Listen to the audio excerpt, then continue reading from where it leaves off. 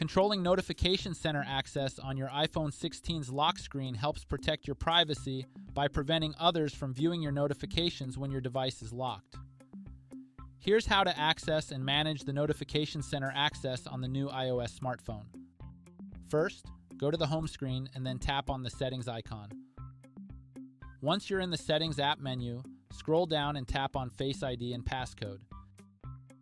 Enter your passcode when prompted to continue.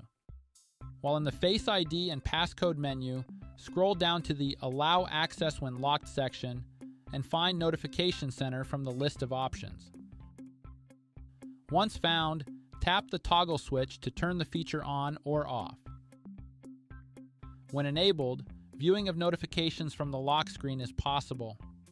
Disabling it, on the other hand, prevents anyone from accessing Notification Center by swiping up on the lock screen.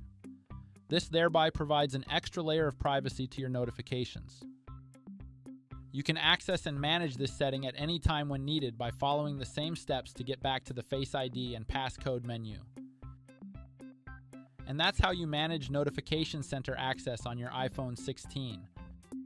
Please subscribe to this channel if you found this video helpful.